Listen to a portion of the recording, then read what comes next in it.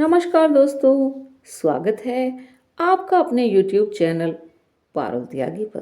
तो दोस्तों, आज हम एक सच्ची और अच्छी कहानी सुनेंगे। कहानी है एक सरल सी लड़की की और किशोरी जी की, जिसे सुनते सुनते शायद आपकी आंखें नम हो जाएं। अगर आपको ये कहानी अच्छी लगे और आप राधा जी को अत्यंत प्रेम करते हो तो कमेंट में राधे राधे लिखना बिल्कुल ना भूलें, क्योंकि जैसे इस लड़की की इच्छा को राधा रानी ने जान लिया, शायद आपके भी दिन बदल जाएं। तो आइए शुरू करते हैं। बोलिए राधे राधे। किसी नगर में रमा नाम की एक भोली भाली औरत रहती थी। उसकी शादी को 4-5 साल हो गए थे, लेकिन उसके घर में अभी तक बच्चे ने जन्म नहीं लिया था। रमा और उसका पति बालक के लिए बहुत तरसते थे। उसकी सास को भी बहुत शौक था जल्दी से वो दादी बन जाए। एक दिन रमा के मोहल्ले की 10-12 औरतें राधा जी के दर्शन के लिए बरसाना धाम जा रही थी।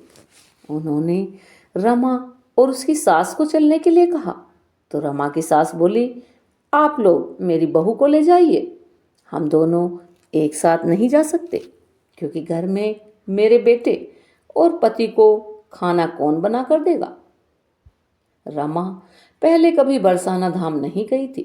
वह बड़ी उत्सुक थी बरसाना धाम जाने को।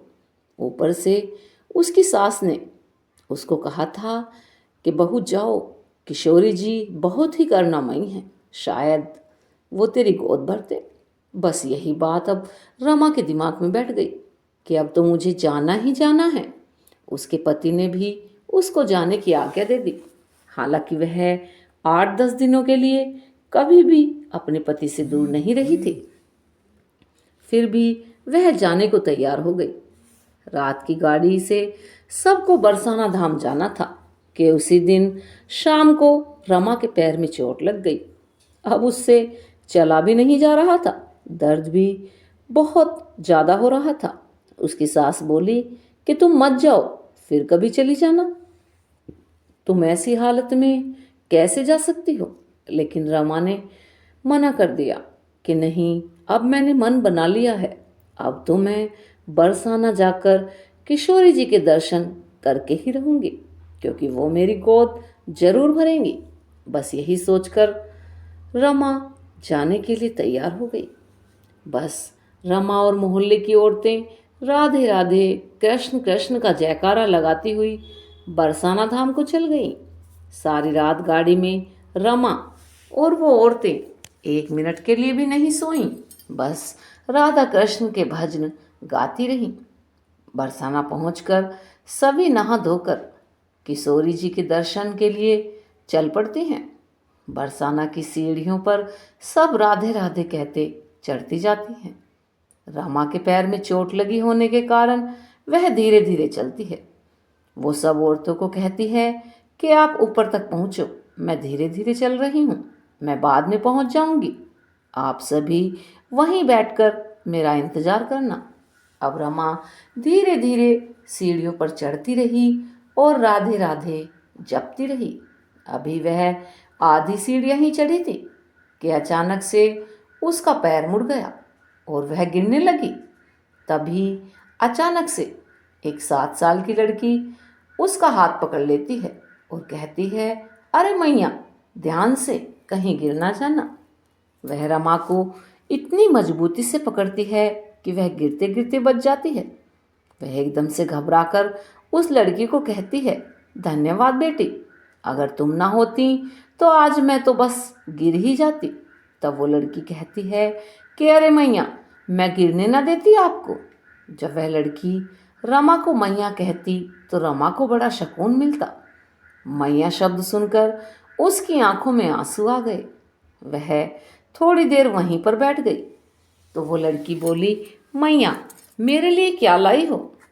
तब रमा हैरान होकर कहने लगी कि मैं तेरे लिए क्या लाऊंगी, मैं तो तुझे जानती भी नहीं हूँ कि तू कौन है। तो वह लड़की कहने लगी कि मैं तो यहीं रहती हूँ, और सब मुझे प्यार से लाडो कहते हैं। तुम भी मुझे लाडो कहो। मुझे तुझे गिरने से बचाया है तो उसके बदले में मुझे क्या दोगे? उसकी भोली भाली बातें सुनकर रमा मुस्कुराते हुए बोली कि क्या चाहिए, मैं कल तुम्हें जरूर ला कर दूंगी। मैं अब 8 दिन यहीं पर रहूंगी। अब तो मैं किशोरी जी के दर्शन के बाद ही जाऊंगी। तो लाडो बोली, मुझे तो चूड़ी, कंगन, मेहंदी, घाघरा, चोली और माथे पर टीका, गले का हार, बिछुए सब पसंद हैं। आप कुछ भी ले आना। तब रमा बोली, अच्छा अच्छा, सब ला कर दूंगी लाडो को। और उसको प्यार से सहलाती हुई बोली, अब मैं ऊपर जाऊं? तो लाडो बोली, चल मैया, मैं तुझको छोड़ आती हूँ, कहीं तुम फिर न गिर जाओ। रमा तो लाडो की प्यारी प्यारी बातों से मंत्रमुग्ध उसका हाथ पकड़े बरसाने की सीढ़ियां चढ़ती जा रही थी। ऊपर पहुंचकर किशोरी जी और ठाकुर जी का दर्शन कर रमा और वो औरतें वापस धर्मशाला में आ गई। वहां आकर रमा को बस लाडो की बातें ही याद आ रही थी। एक दिन में वह लाडो के लिए बाजार से बहुत सारी चूड़ियां और सुंदर सी पायल लेकर आई। वहां लाडो पहले से ही उसका सीढ़ियों पर बैठकर इंतजार कर रही थी। रमा को देखकर बोली, मैया क्या चीजें लाई हो मेरे लिए? तो रमा ने उसको चूड़ियां और पायल दे दी। लाडो बोली, मैया ये तो कम है, बाकी चीजें कहाँ हैं? और वो मुंह फुलाकर बैठ गई। तो रमा ने लाडो को सीने से लगाकर कहा, मैं अभी 8 दिन और यहाँ हूँ। मैं रोज कुछ ना कुछ तेरे लिए लाऊंगी। अगर तुझे एक दिन में सब कुछ दे दूंगी तो फिर तू मुझे से मिलने नहीं आएगी। तो लाडो शरारत से हंसती हुई वहां से भाग गई। अब रमा उसके लिए मेहंदी, गले का हार और अपने हाथों से लहंगा चोली में मोटा मोटा गोटा लगाकर और बहुत सारी चीजें लाकर देने लगी। अब एक दिन रमा लाडो को बोली, लाडो अब तो सारी चीजें ला दी, अब इसको पहन कर दिखा तो दो। तब लाडो बोली, ठीक है मैया, कल जब तुम दर्शन करने आओगी तो मैं कल सारी चीजें आपको पहन कर दिखाऊंगी। आज उसके साथ एक लड़का भी था। रमा बोली, लाडो ये कौन है? लाडो बोली कि ये मेरा सखा कनुआ है, हम लोग हमेशा साथ ही रहते हैं। रमा बोली, पता नहीं क्यों आज मैंने सोचा कि तेरे लिए तो सारी चीजें ले ली, पर क्या लूं? तो मुझे यह धोती कुर्ता और मोर पंख वाला मुकुट बहुत पसंद आया, आज मैं यह भी ले आई। क्या मैं इसको ये चीजें दे दूं? तो लाडो बोली, हाँ हाँ मैया, ये मेरा सखा है। वो लड़का घुंघराले वालों वाला दूर से ही रमा को आकर्षित कर रहा था। उसको अपने पास बुलाकर गोदी में बिठाकर प्यार किया और उसको धोती कुर्ता और मुकुट दे दिया और वो दोनों वहां से चले गए। रमा बहुत देर बैठकर दोनों को जाते देखती रही। अब रमा मंदिर के दर्शन कर कर वापस आ गई। अगले दिन जब वह मंदिर में दर्शन करने के लिए जा रही थी तो मंदिर में लाखों की संख्या में लोग आए हुए थे और उसकी सहेलियां धीरे धीरे बरसाने की सीढ़ियां चढ़ रही थी और सारे भक्त राधे राधे बोलते जा रहे थे। अब रमा भी पहुंची जहां हर रोज लाडो रमा को मिलती होती थी। आज लाडो वहां पर नहीं थी। लाडो को वहां न देखकर फिर उसने सोचा कि अधिक भीड़ के कारण आज वह यहाँ नहीं आई। अब वह ऊपर दर्शन के लिए पहुंच गई। मंदिर में बहुत भीड़ थी। मंदिर में हर तरफ राधे राधे का माहौल बना हुआ था। कोई नृत्य कर रहा था तो कोई गीत गा रहा था। अधिक भीड़ होने के कारण रमा को दर्शन नहीं हो पा रहे थे। फिर भी रमा मेहनत करके भीड़ को चीरती हुई किशोरी जी और श्याम जी के दर्शन करती है। कुछ पल पल के लिए रमा पत्थर सी हो गई, क्योंकि किशोरी जी ने वही सब सामान पहना हुआ था जो रमा ने लाकर दिया था। वही मोटे मोटे गोटे वाला नीले रंग का लहंगा, वही पायल, और ठाकुर जी ने वही कुर्ता धोती और मोर पंख वाला मुकुट पहना हुआ था। तभी उसका माथा ठनका। यह क्या, यह गहने कपड़े किशोरी जी ने कैसे पहने? तभी उसने पुजारी से पूछा कि आज के वस्त्र और श्रृंगार सेवा किसने की? तो पुजारी जी बोले, आज वस्त्रों की व्यवस्था खुद लाडली जी ने की है। पता नहीं, आज जब हमने मंदिर के पट खोले तो ये सब वस्त्र यहाँ पड़े हुए थे, तो हमने किशोरी जी की इच्छा मानकर इनको यही सब पहना दिए। रमा तो बस मूर्छित होते होते बची। उसको तो विश्वास ही नहीं हो रहा था। वह अब सब समझ गई कि वह रोज मुझे लाडो मिलती थी, वह साक्षात किशोरी जी थी, और वह जो कनुआ था वो ठाकुर जी थे। रमा तो जैसे पागल सी हो गई। जल्दी जल्दी भीड़ को चीरती हुई उस जगह पहुंच गई जहां लाडो और कनुआ मिले थे, और जोर जोर से पागलों की तरह लाडो लाडो पुकारने लगी। वह लाडो लाडो कही जा रही थी। आज तो लाडो का दिन था। उसने तो लाखों लोगों को दर्शन देने थे। रमा बौखलाई सी कहती जा रही थी, लाडो, मेरी सोनी गोद की लाज तूने मेरी गोदी में बैठकर पूरी कर दी। तभी वहां उसकी सहेलियां आ गईं और बोली, क्या हुआ रमा, किसको पुकार रही हो? परंतु रमा कुछ ना बोली। सब औरतों ने कहा, चलो आज हमारी वापसी है।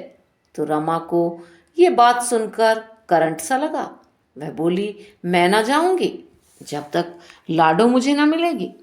सब पूछती हैं, किसके बारे में कह रही हो?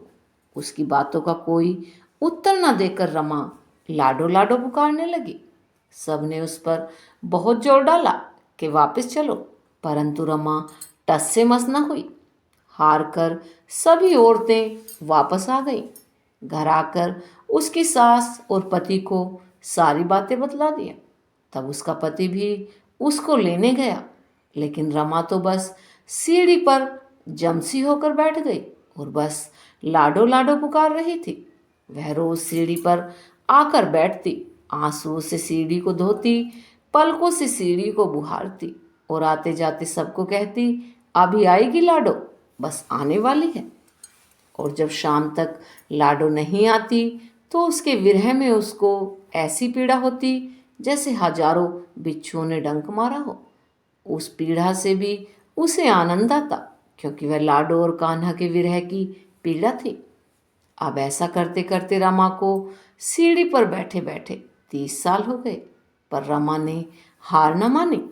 अब वह बहुत कमजोर हो चुकी थी, आंखों से धुंधला नजर आने लगा था।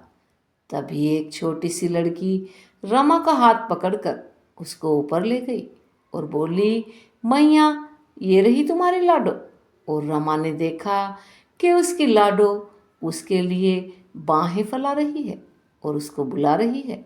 रमा खुशी से बावरी हो गई और तभी उसकी आखिरी हिचकी आई और वह वहीं किशोरी जी की चौखट पर गिर गई। ऐसा लग रहा था कि जैसे किशोरी जी ने रमा के शरीर का नहीं, उसकी आत्मा का आलिंगन किया हो।